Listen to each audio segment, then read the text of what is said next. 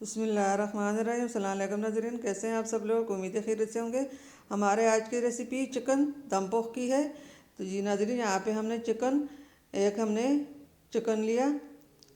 یہ ادرک لہسن ہم نے پہلے سے اس کڑھائی میں ڈال لیا تھا، تیل بھی، اور اس کے اندر ہم نے ایسے ہی یہ چکن بھی ڈال لیا۔ چکن کو ہم اچھی طرح فرائی کریں گے۔ اس کو ہم نے اچھی طرح فرائی کرنا ہے۔ اور یہاں پہ ہم نے یہ ٹماٹر اور آلو، یہ سب مسالے ہم نے لیے ہیں۔ یہ اچھی طرح چکن ہمارا فرائی ہو چکا ہے۔ اب اس کے اندر ہم نے مسالے ڈالنے ہیں۔ ہمارے اتنی اچھی ریسیپیاں ہوتی ہیں کہ آپ لوگوں کی مہربانی ہوگی، جو بھی بہن بھائی پہلی بار دیکھ رہا ہے ہمارے چینل کو لائک کرے، سبسکرائب کرے، بیل آئکن کو دبائے، تاکہ ہمارے باقی ویڈیو کی نوٹیفیکیشن آپ تک بآسانی پہنچتی رہے۔ ہمارے ویڈیو کو اینڈ تک ضرور دیکھیے، اپنے میں دوستوں میں شیئر ضرور کیجیے۔ ایسا مسالے ہم نے ایک چمچ ڈالی تھے۔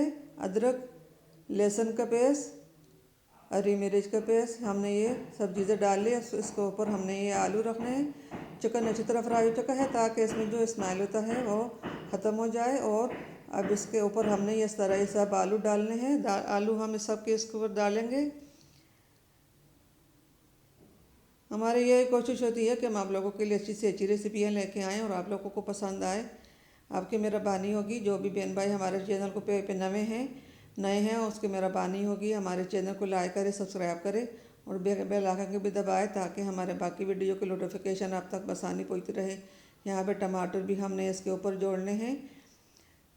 ہم نے ٹماٹر کو درمیان سے 2 جگہ کاٹ لیا، اور آلو کو بھی ہم نے چکن کے اوپر جوڑ لیا۔ اب اس کے اوپر ہم نے ڈھکن رکھ کر ہری مرچیں بھی ہم ساتھ ہی رکھ لیں گے۔ ماشاءاللہ ماشاءاللہ الحمدللہ۔ ہمارے آج کی ریسیپی دم پخ چکن کی، پشاوری دم پخ چکن ہے، اور آپ کو مزہ آ جائے گا۔ آپ بھی اس طرح گھر میں ایک بار ضرور ٹرائی کرنا۔ اب اس کے اوپر ہم نے ڈھکن رکھ کر 10 منٹ کے لیے ہم نے دم دینا ہے۔ 10 منٹ کے بعد ہم دیکھیں گے۔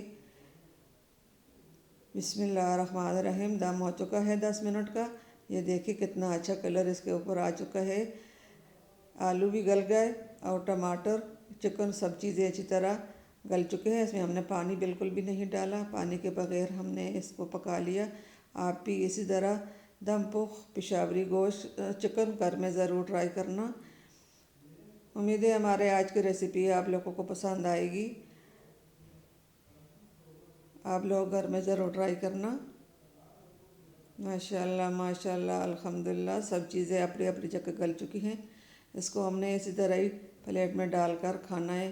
یہ سب اس کے اوپر ہم نے گرم مسالہ بھی ڈال لیا، وہ بھی ہم نے 1 چمچ لیا۔